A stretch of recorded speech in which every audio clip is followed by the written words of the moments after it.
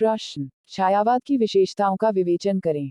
उत्तर, छायावाद हिंदी साहित्य का एक महत्वपूर्ण युग था, जिसमें कवियों ने अपनी आंतरिक भावनाओं और अनुभवों को शब्दों में ढालने का प्रयास किया। आइए, छायावाद की प्रमुख विशेषताओं का विस्तार से अध्ययन करें।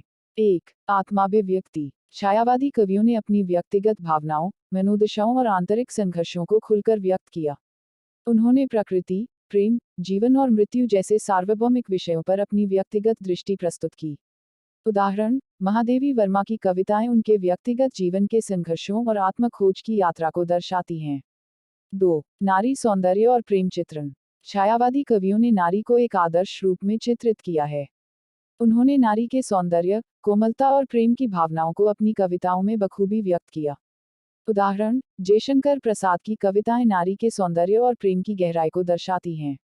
3. प्रकृति प्रेम। छायावादी कवि प्रकृति से गहरा लगाव रखते थे। उन्होंने प्रकृति को अपनी कविताओं का एक प्रमुख विषय बनाया और प्रकृति के माध्यम से अपनी भावनाओं को व्यक्त किया।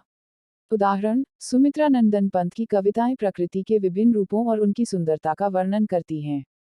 4. राष्ट्रीय सांस्कृतिक जागरण। हालांकि छायावाद मुख्य रूपांतरवादी युग था, फिर भी कुछ छायावादी कवियों ने राष्ट्रीय और सांस्कृतिक मुद्दों पर भी अपनी कविताएं लिखी।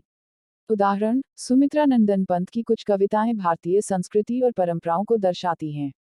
5. रहस्यवाद। छायावादी कवि अज्ञात और रहस्यमय चीजों में रुचि रखते थे।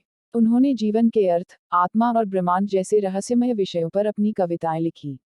उदाहरण, निराला की कई कविताएं रहस्यवाद से ओतप्रोत हैं।